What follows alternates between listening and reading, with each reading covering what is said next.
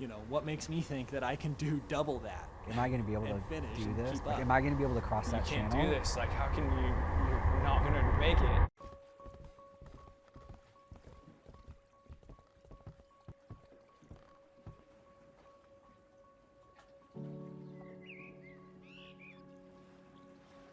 When we were on our boat on the way over, our boat was kind of slow, and so it took a while to get to Catalina and just get across that channel, and that was kind of more what I was thinking, just like, wow, we've been on the boat for 4 or 5 hours, like on a boat, and it took that long, like, and we're gonna paddle this thing, like that was a little daunting.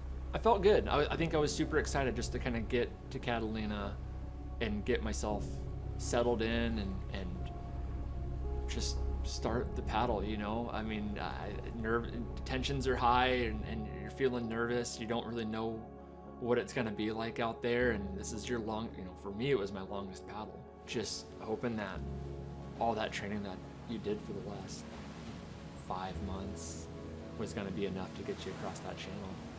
Going over there was definitely a sense of nerves.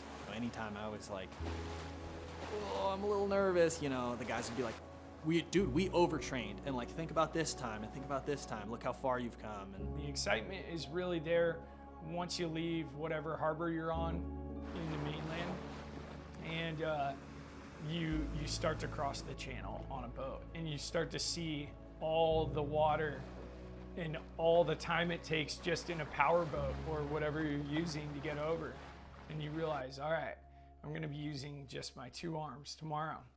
Extreme athletes taken to the waters to honor fallen lifeguard Ben Carlson. Yeah, this annual 30-mile athletic challenge also raises money for water safety. That's right. The first Ben to go, it was a year after Ben's death, and I just really wanted to do something that would pay homage to who he was as a person. I knew if I just did like some little event, it wouldn't really register because Ben was just this, he set the bar so high. So I thought, all right, I need to do something really big, and thought about it for months, probably 6 months. We paddled 30 miles over. We pulled it off, and then the next day was the marathon, and that was the single hardest thing I've ever done in my life. But you know, I knew, all right, I said I was gonna do this for Ben, I've gotta do it. And then the following day on a Sunday, we paddled back. So that was the first year, and it was something really just to set the tone of this event. It's just grown so organically through the community, and it has started just locally. But even the second year, when we just went from Newport out to the island one way, we had, you know, quite a few people who didn't really know Ben personally, but were just inspired by his story and wanted to, you know, give this event a go. It all comes back to Ben and his story and who he was and him inspiring us.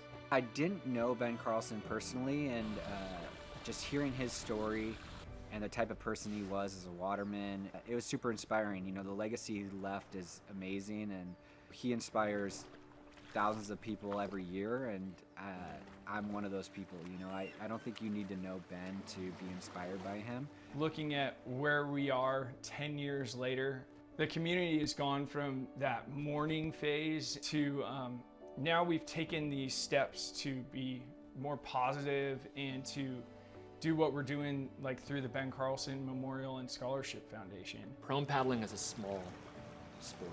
To have someone start this paddle to raise money, to raise awareness for water safety, to give back to lifeguard programs, to help international lifeguard programs, to supply resources and stuff like that all over the world is huge.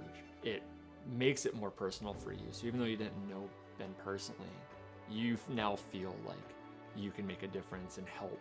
We try to help, you know, international lifeguard agencies that need our resources. We try to help, you know, excelling lifeguards and academics that need a scholarship, and the junior lifeguard program. There's so many different parts that come into play with the foundation and what we're doing. So every dollar that's raised goes towards that.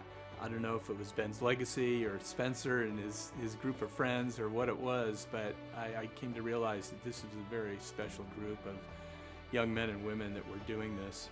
And so it was in the early days that I realized, hey, this is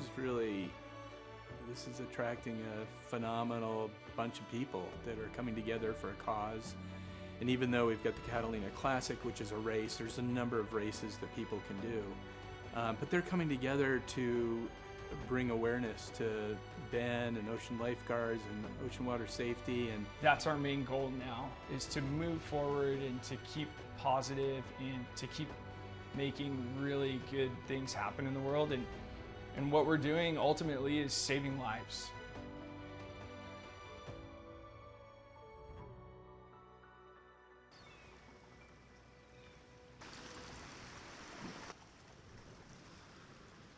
I decided to do the Bended Go for a lot of different reasons. I would say it started definitely as a personal reason.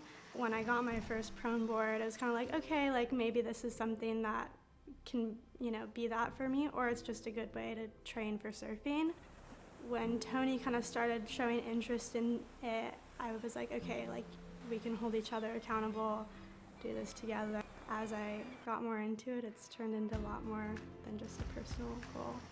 We were doing these member events through Florence once a month, and she's like, we got to do this every week. I was like, every week?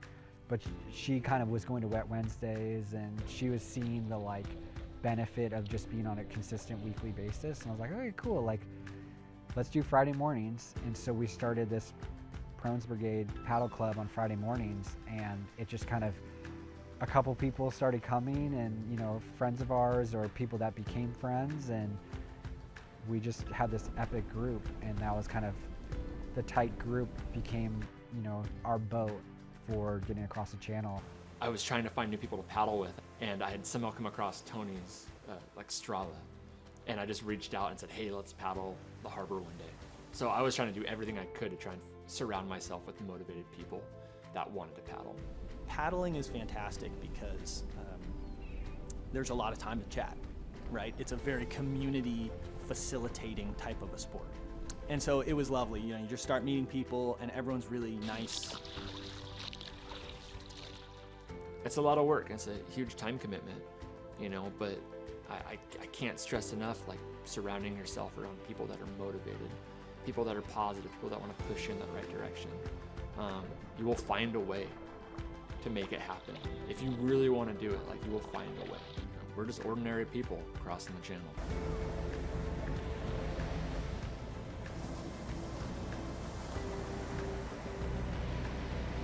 That moment when we arrived at Catalina, we got our slip and we went over to White's Cove and just started playing with the toys and jumping in the water. That felt like a really cool way to work out the nervous energy a little bit.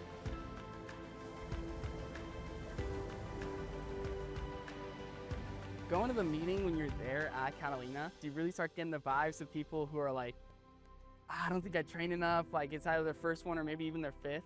So I think some people could be all over the place, but the general idea and the general feeling is just pure excitement just to get it going and really go through with it, and just really everyone looking forward to being out there. And we try to just really celebrate at that moment because, hey, tomorrow's gonna be tough, but tonight we're gonna enjoy and really just celebrate the Bended Go. And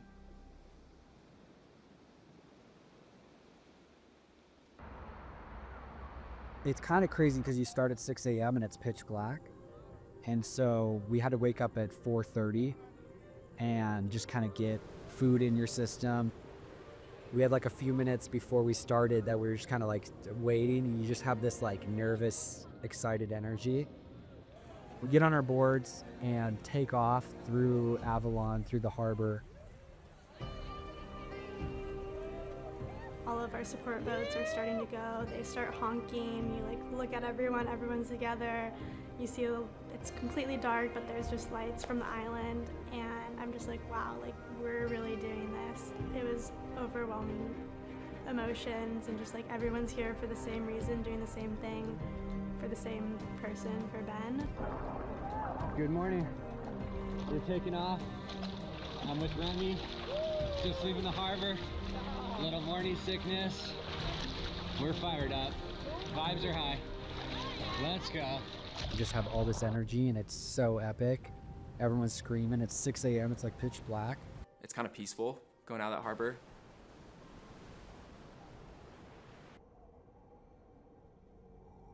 And then within a matter of minutes, we were just smacked in the face by some pretty good wind and some bouncy swell.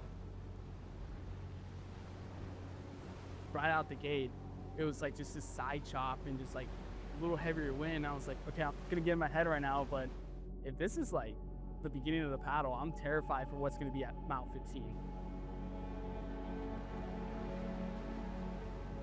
And it's just a mess. You know, it's just soupy and totally morning sick from the night before, and, you know, kind of wind in our face and swell just pushing us everywhere but, you know, the way we were trying to go. And it was crazy how much the atmosphere was just, everyone was so stoked, and then it just kind of got quiet.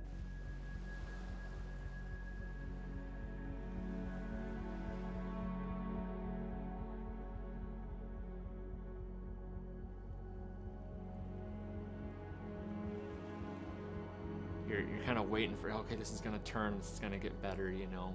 And then miles 5 through 15, the wind changed, but not in a favorable direction. It kind of started to come out of the southeast and had a headwind for, you know, 10 miles, which is rough.